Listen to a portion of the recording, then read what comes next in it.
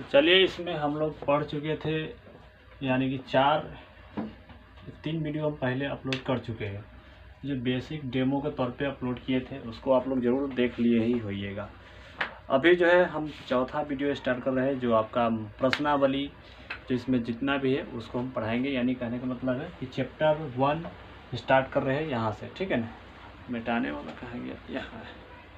Chapter 1 यहाँ से start हो रही है। तो इससे पहले हम देख लेते हैं कि चैप्टर 1 में आपको प्रश्नावली कौन कौन सा आता है, ठीक है, उसको देख लेते हैं। चलिए देखते हैं यहाँ पे कि चैप्टर 1 में आपका कौन कौन सा प्रश्नावली है। देखिए, आपको बता देते हैं चैप्टर 1 की बात करें तो इससे प्रश्नावली कितना आता है। तो इससे प्रश्नावली की बात करें तो 4 प्रश्नावली। कितना प्रश्नावली है?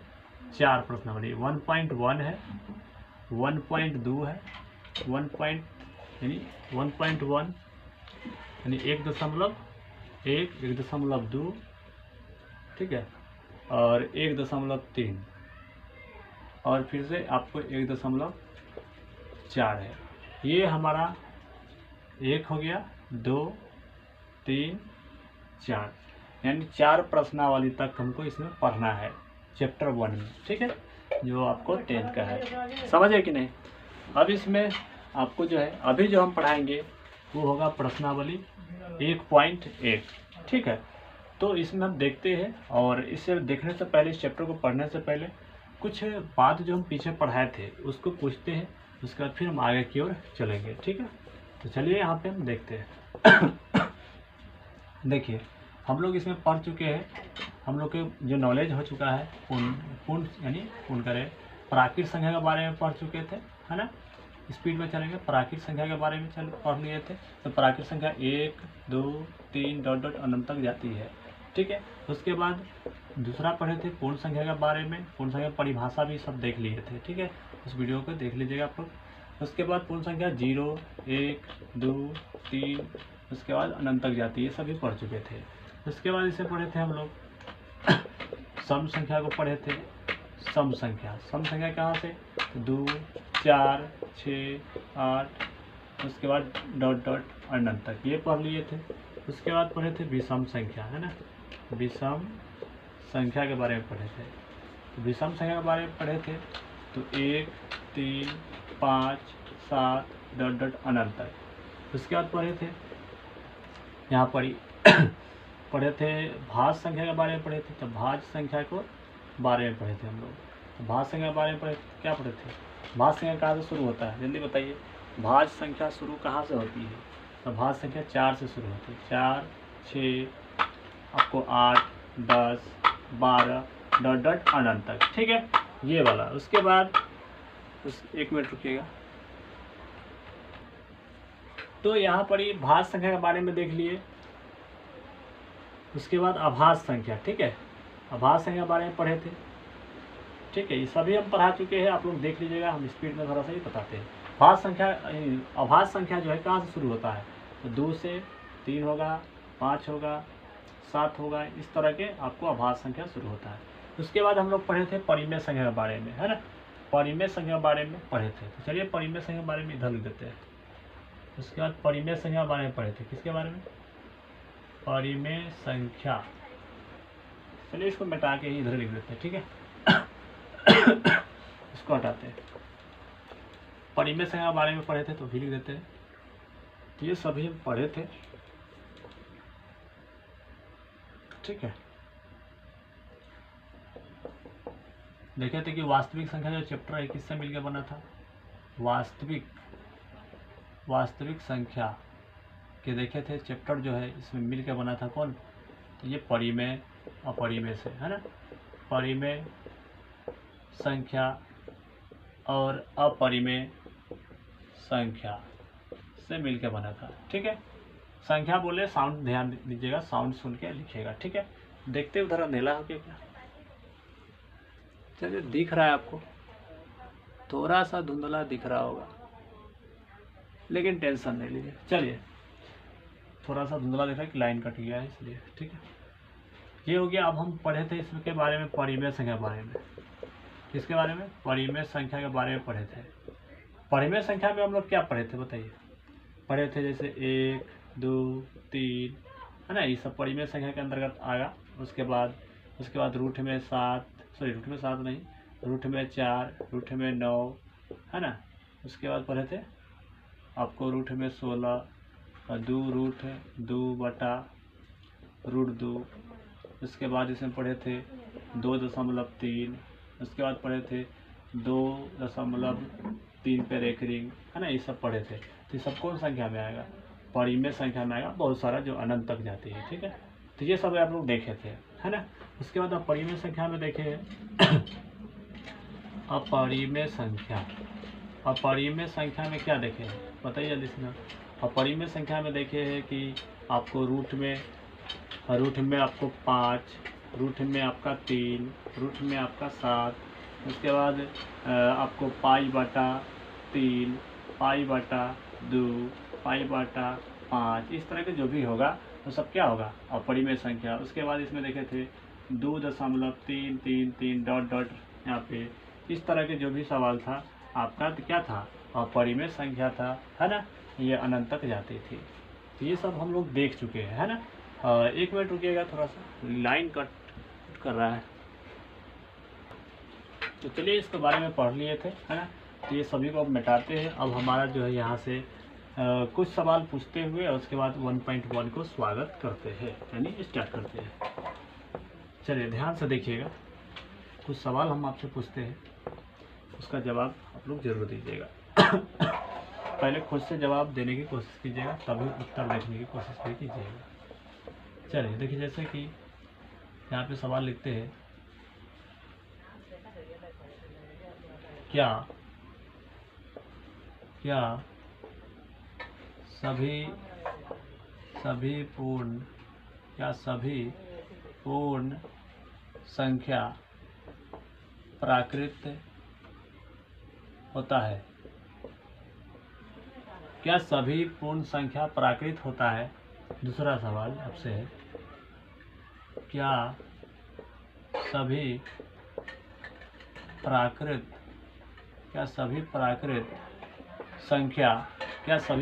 संख्या पूर्ण होता है?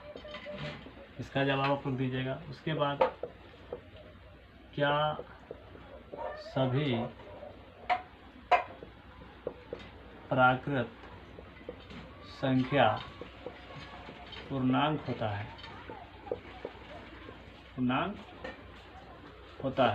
इसका भी जवाब आप लोग दीजिएगा। उसके बाद आपसे सवाल है, क्या सभी पूर्ण संख्या पूर्णांक होता है? ठीक है। अगला सवाल के जवाब आपका है, क्या सभी पूर्णांक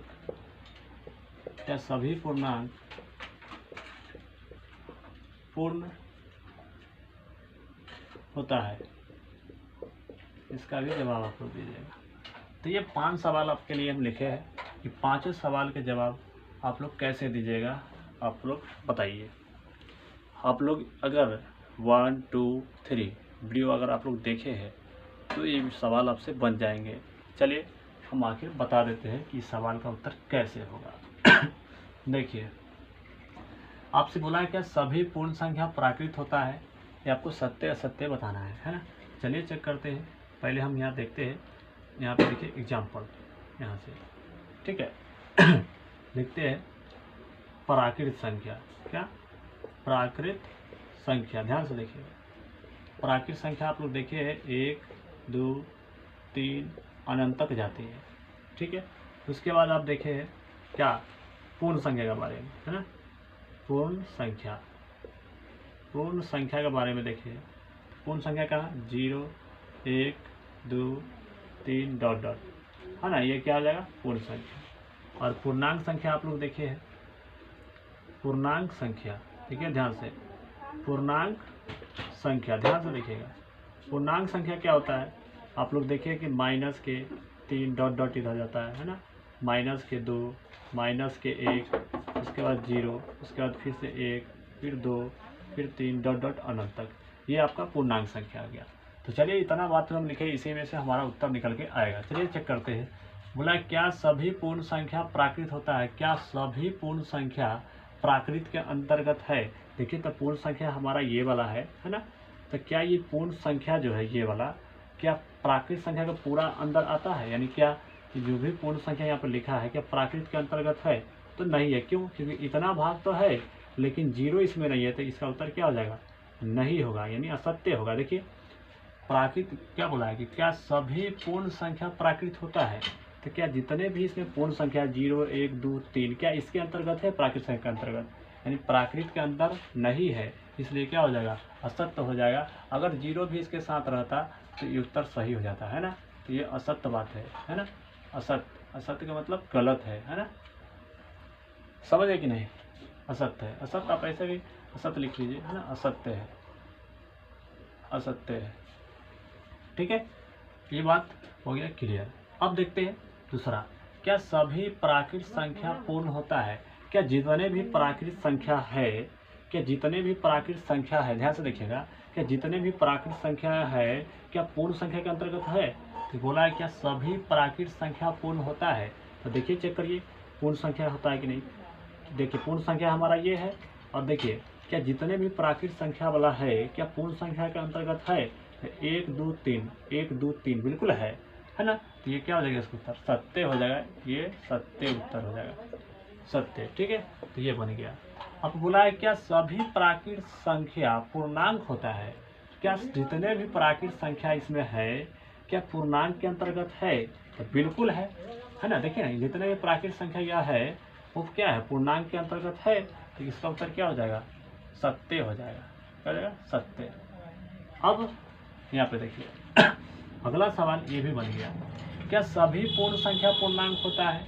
क्या जितने भी पूर्ण संख्या है क्या पूर्णांक होता है? तो चेक करते हैं, क्या जितने भी पूर्ण संख्या है, ये देखिए पूर्ण संख्या यहाँ है और पूर्णांक होते हैं, तो बिल्कुल होते हैं। तो ये भी क्या हो जाएगा? सत्य हो जाएगा। क्या हो जाएगा? सत्य हो जाएगा। तो ये भी सवाल बन गया। अब बोला क्या सभी पूर्णांक पूर्ण होता है? क्या जितने भी पूर्णांक संख्या है, देखिए इसमें ये पूर्णांक संख्या हमारा है, क्या जितने भी पूर्णांक संख्या है क्या पूर्ण संख्या के अंतर्गत है? तो इसका जवाब होगा नहीं है। क्या? क्योंकि सिर्फ इतना भाग तो है लेकिन ये माइनस वाला पार्ट इसमें कहाँ है? नहीं है, इसलिए क्या इसका उत्तर हो जाएगा? असत्य। असत्य बात है। ये अभी सवाल हमारा बन चुका है। तो बताइए आपको ये सवाल समझ में आया कि नहीं? अब आगे की ओर चलते हैं, उम्मीद है कि समझ में आ गया होगा। अब हमारा जो है यहाँ से 1.1 की जो सवाल है यहाँ से हम शुरू करते हैं।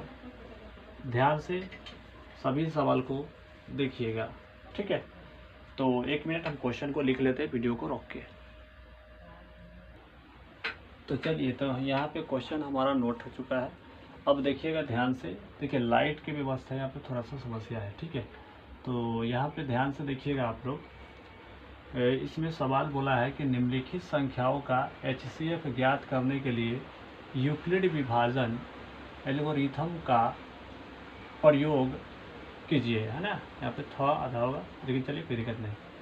तो यहाँ पे आपको देखिए ये सवाल बोला है कि HCF ज्ञात करना है लेकिन यूक्लिड विभाजन एल्गोरिथम विधि से ज्ञात करना है। बहुत विद्यार्थी क्या करते हैं, इसको सिंपल वे में HCF निकालते हैं। नहीं, आप गलत कर रहे हैं, ठीक है? वो आपको गलत होगा, क्योंकि जिस विधि को आपको बोला गया है, जिस विधि से बोला गया है बनाने के लिए, उस विधि से बनाना होगा, नहीं तो आपको फिर गलत होगा, ठीक है?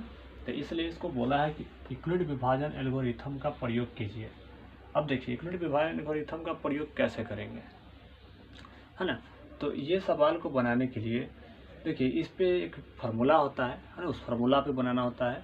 तो इस पे पहले जो फार्मूला होता है इसका, ठीक है, उस पे एक ऑब्जेक्टिव क्वेश्चन भी पूछा जाता है आपको बिहार बोर्ड के द्वारा।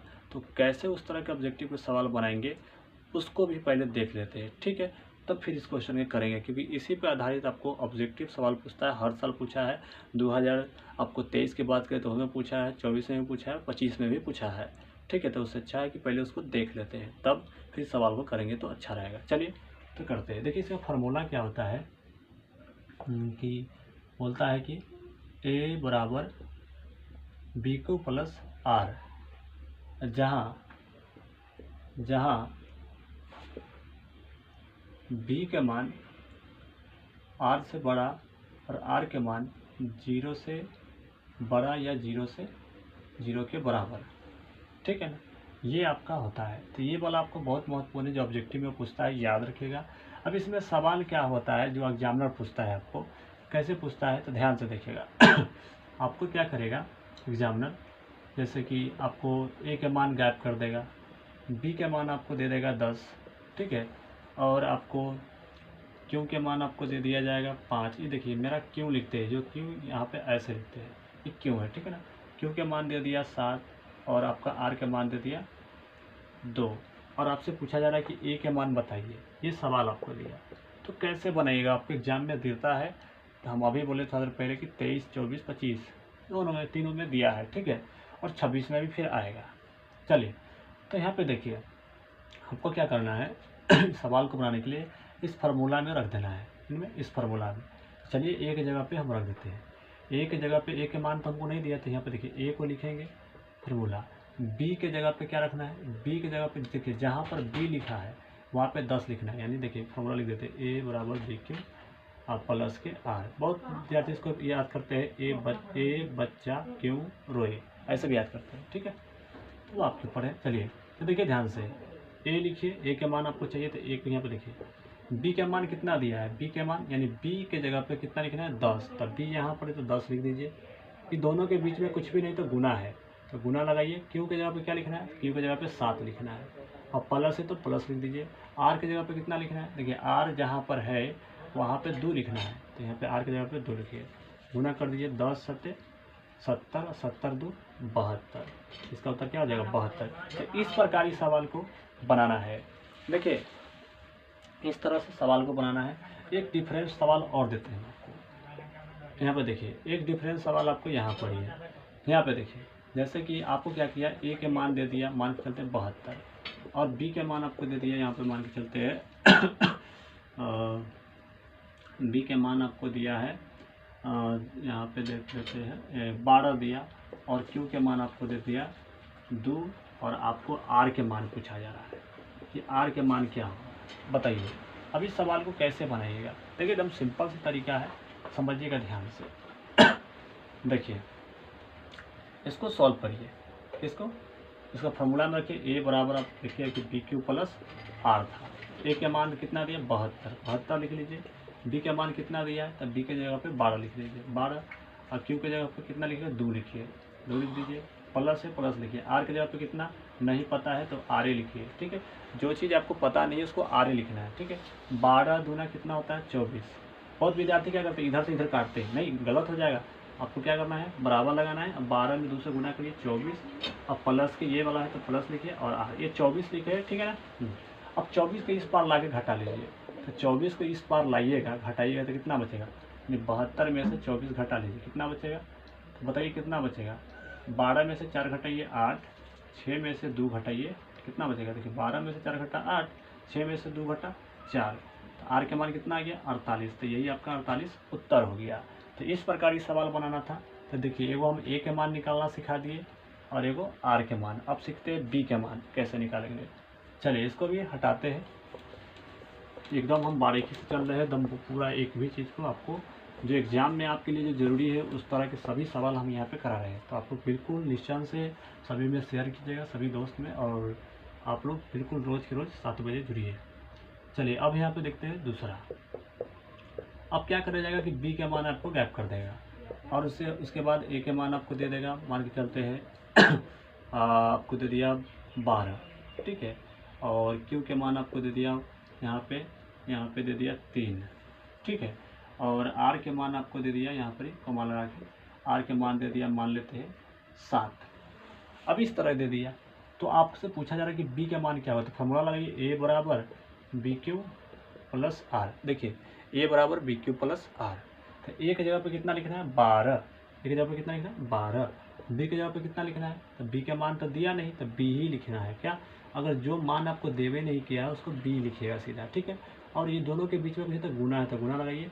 क्यू का मान कितना दिया है, तो क्यू का मान 3 दिया है, 3 लिख दीजिए। ये प्लस है तो प्लस लिखिए। आर के मान कितना दिया, देखिए आर के मान 7 दिया, 7 रख लीजिए। अब देखिए इसको देखिए ऐसे लिखेगा या कैसे मिलाएगा, 12 और बी में 3 से गुना करिए तो 3 बी हो जाएगा और प्लस के 7 हो जाएगा। ठीक है, अब देखिए ये वाला 7 जो है ना, ये 7 बराबर के इस पर लाइए तो क्या हो जाएगा, माइनस में घट जाएगा। चलिए घटा लेते हैं, तो 12 इस पर ला रहे हैं तो माइनस के 7 बराबर के 3 बी। अब घटा लीजिए घटाइए तो कितना, 12 में से 7 घटाइए तो 5 और बराबर 3 बी। अब देखिए 3 गुना में है तो कहाँ चल जाएगा, भाग में, कहाँ चल जाएगा, भाग में।